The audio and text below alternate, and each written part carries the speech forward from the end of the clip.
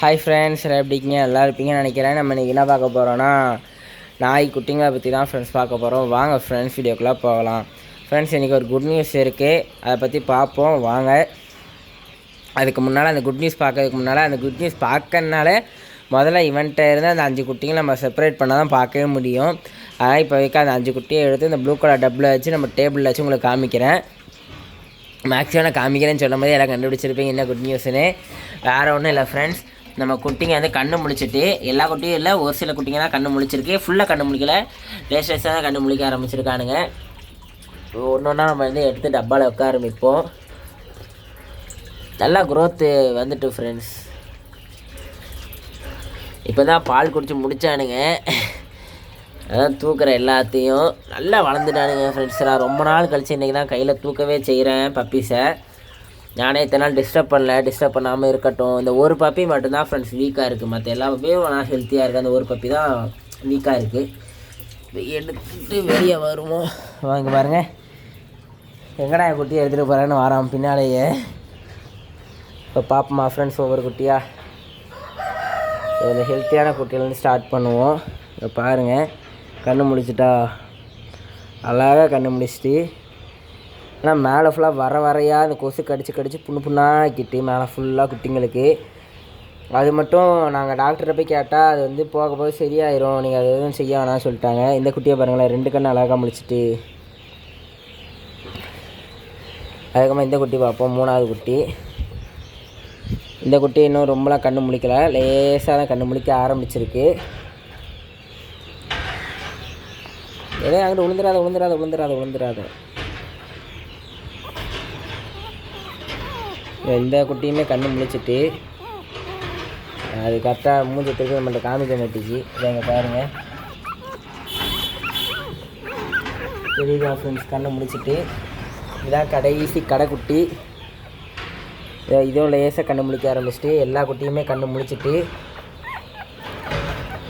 எல்லா குட்டியும் கீழே விட்டால் விழுந்துருவானுங்க போல், வரிசை கட்டி எல்லாம் அப்படி தான் நிற்கானுங்க. ஏவாங்க அப்பா அம்மா 2 பேரும் என்னை சுற்றி குட்டி ஏதாச்சும் செஞ்சிடவேணான்ட்டு ஃபுல்லாக மேலே வரையாக வந்துட்டு ஃப்ரெண்ட்ஸ். குட்டிங்களுக்கு மேலே ஃபுல்லாக புண்ணாயிட்டு.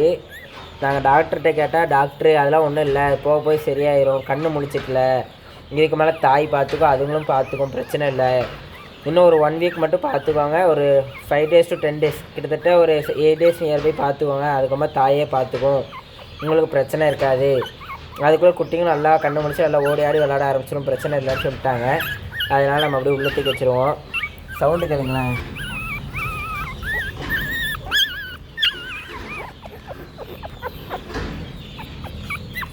இந்த குட்டியே தான் சவுண்டு விட்டுக்கிட்டு இருக்கு. இங்கே வரு தாயை பாருங்க, ஏறி நிற்கான் குட்டி. சவுண்டு விட்டுரு, டேபிள் ஏறின்னு பார்க்கலாம் என்ன செய்கிறேன்ட்டு. நம்ம உள்ளே தூக்கி வச்சுருவோம். ஏன்னா ரொம்ப நேரம் வெளியே காணோம். ஏன்னா வெளியே செம்மையாக குளிருது. மத்தியானம் சரும குளிர் தான் குளிரிக்கிட்டு இருக்கு. நம்ம வந்து ஃபஸ்ட்டு இதில் சாக்கு போட்டு குட்டிங்களை கொடுத்துருந்தோம். லூசுப்பாய சாக்கை எடுத்து விட்டுட்டு குட்டிங்களை வந்து தரையில் போட்டான். தரை ஜில்லுன்னு இருக்கு, சாக்கில் கொடுத்தா சாக்கை வைக்கவே இல்லை. அப்போ குட்டிங்க என்ன செஞ்சுட்டுனா அதை தாண்டி சாக்கை அந்த ஓரமாக தள்ள வேண்டியது. குட்டிங்க இது வெளியே வந்து இங்கே கிடந்து கத்திக்கிட்டே கிடக்கும். அதனால் சாக்கை இங்கே முட்டை கொடுத்து வச்சுட்டேன். இங்கே பாருங்க குட்டி பண்ணுற அட்டகாசத்தை பாருங்கள். இன்னும் கண்ணே முழிக்கலை, அதுக்குள்ளே இந்த அட்டகாசம். கண்ணு முழிச்சா என்னை என்ன பாடுபடுத்த வரானுங்களோ தெரில ஃப்ரெண்ட்ஸ். உண்மையாக ரொம்ப பாடுபடுத்துவானுங்கன்னு நினைக்கிறேன்.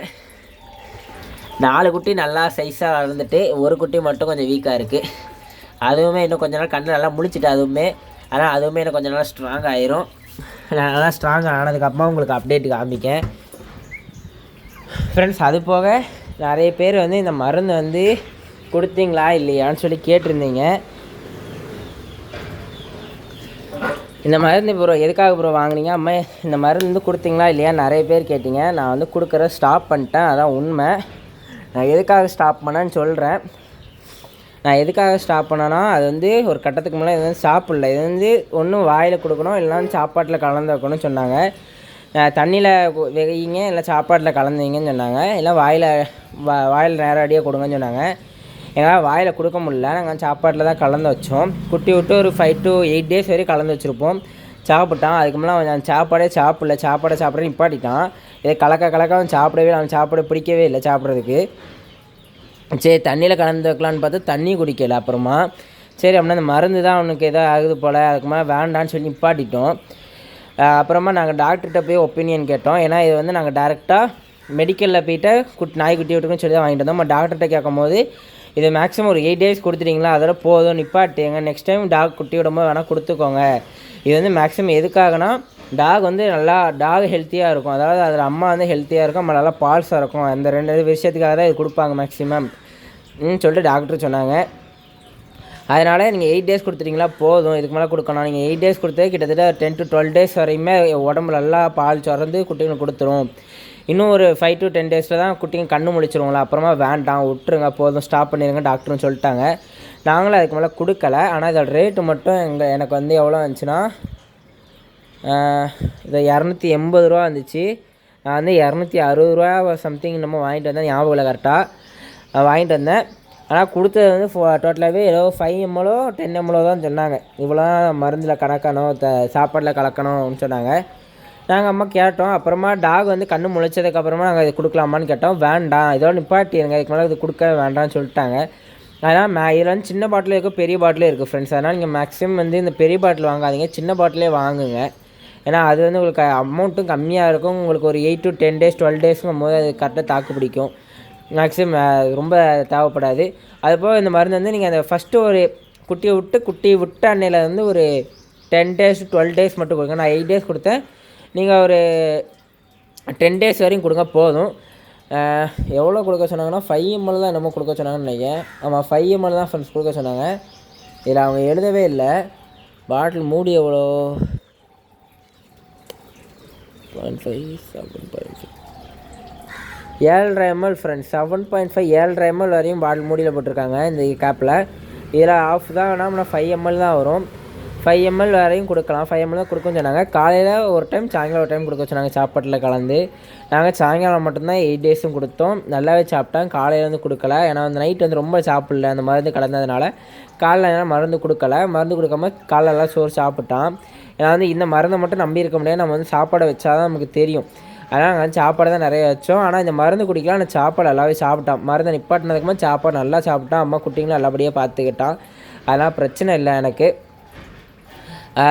அதுக்கப்புறமா கொஞ்சம் நாங்கள் இது நிப்பாட்டினதுக்கப்புறமா வந்து உள்ளே நாங்கள் வந்து சாப்பாடு வைக்க வேண்டியது இல்லை. ஏன்னா ஃபஸ்ட்டு போட்ட 4 days வரையும் குட்டி அங்கே இருந்துச்சு. அது மாதிரி இங்கே மாற்றினேன்.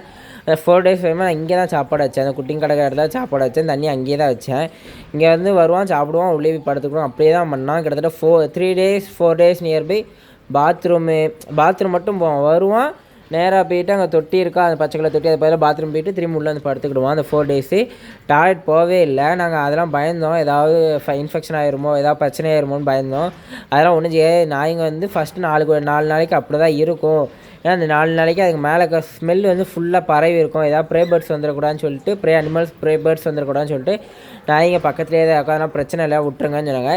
4 நாள் கழித்து போனால், ஆனால் ரொம்பவே பாத்ரூம் வந்து ரொம்ப தண்ணியாக லிக்யூட் ஸ்டேட்டில் தான், இதில் தான் போனால் லிக்யூட் ஸ்டேட்டில். நாங்கள் அதுவும் கேட்டோம். அதுக்கு எந்த பயப்படும் வேண்டாம், அந்த 4 நாள் அப்படி இருந்ததுனால அப்படி இருக்கலாம், விட்டுருங்கன்னு சொன்னாங்க. அவங்க சொன்ன மாதிரி அதுக்கு அடுத்த வாட்டி அவன் பாத்ரூம் போகும்போதே டாய்லெட் போகும்போதே நார்மல் ஆகிட்டு பிரச்சனை இல்லாமல் போக ஆரம்பிச்சிட்டான். அப்பவும் அவன் வந்து இந்த இடத்துல தான் நாங்கள் வந்து ஃபஸ்ட்டு ரூல்ஸ் வச்சுருந்தோம். நீ இந்த இடத்துல தான் போகணும், இந்த இடத்துல போகக்கூடாதுன்னு சொல்லி வச்சுருந்தோம். அவன் இவன் குட்டி விட்டதுக்கு அப்புறமா அவன் எங்கேனும் போய்கிட்டேன்னு சொல்லி நாங்கள் ஃப்ரீயாக விட்டுருந்தோம். ஆனால் அப்புறமா அவன் வந்து என்ன செஞ்சானா, இங்கே எங்கேயுமே போக மாட்டான், நேராக போய் தோட்டத்துலாம் பாத்ரூமு 1 bathroom 2 bathroom ரெண்டுமே தோட்டத்துலாம் போனான். அதனால் பிரச்சனை இல்லை. அதனால் நிறைய பேர் வந்து மருந்து கமெண்ட் செக்ஷனில் கேட்டதுனால தான் நான் வந்து இந்த ரிவ்யூ கொடுக்குறேன்.